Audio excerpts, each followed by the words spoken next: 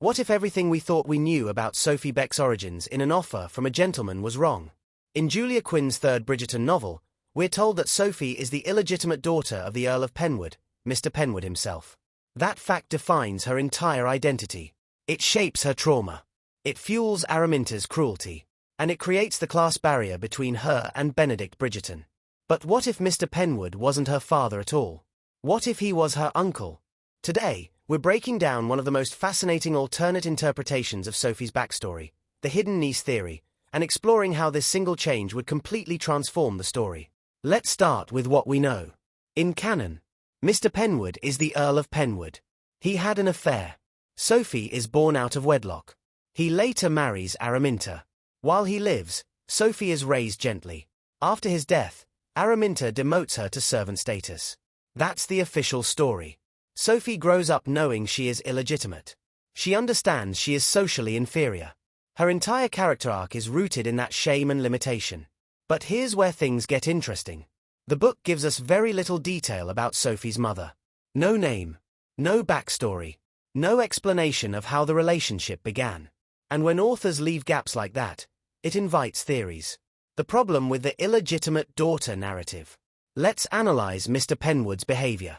If he truly was Sophie's father, then why? Did he ensure she was educated like a lady? Did he allow her to grow up in his household? Did he treat her with visible affection? Did he never send her away entirely? In Regency England, illegitimate children of noblemen were often kept discreetly separate. But Sophie was raised inside the house. That suggests something deeper than guilt. It suggests responsibility. Or perhaps, loyalty. The hidden niece theory explained. Now here's the alternate version. What if Mr. Penwood had a sister? What if his sister, a noblewoman, fell in love with the wrong man? She becomes pregnant. The man cannot marry her. Scandal looms. In Regency society, an unmarried pregnant noblewoman would face complete social destruction. But an earl could survive scandal. So Mr. Penwood makes a decision. He claims the child as his own.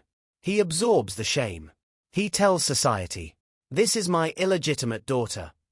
When in reality, Sophie is his niece.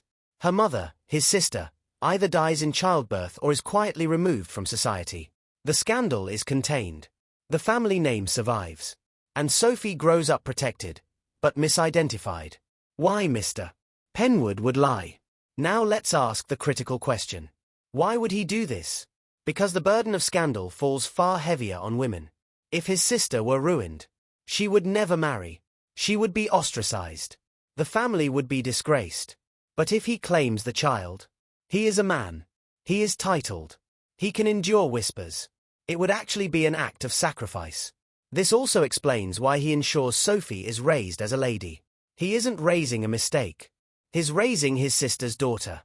There's emotional weight there. That changes everything. Araminta's jealousy reconsidered. Now let's examine Araminta. In canon, she despises Sophie because she is illegitimate. She represents her husband's infidelity. She threatens inheritance and social standing. But in this alternate theory, Araminta may know the truth. She may know Sophie is not his daughter, but she may resent the financial burden, the emotional loyalty he still holds toward his sister, the constant reminder of a scandal she didn't create. After Mr. Penwood dies, Araminta no longer has to maintain appearances. So she strips Sophie of status. Not because she is illegitimate, but because she is inconvenient. And perhaps because she resembles her mother. How this changes Benedict and Sophie's romance. Here's where this theory becomes powerful. In the original story, Sophie believes she is unworthy of Benedict because she is illegitimate and reduced to servant status. Her identity is built on shame. But in the hidden niece version, she is not the product of scandal. She is the victim of reputation management. Her identity was rewritten for protection. That makes her arc not about rising above birth, but about reclaiming stolen truth. And Benedict, he falls in love with her twice. As a masked noblewoman, as a servant. If she were secretly of noble blood on both sides, it would mean he always sensed her equality. He loved her for who she was, not her status, which makes the romance even more poetic. Final thoughts and Netflix possibilities. Would this theory ever become canon? Probably not in the books. But in a Netflix adaptation? Absolutely possible.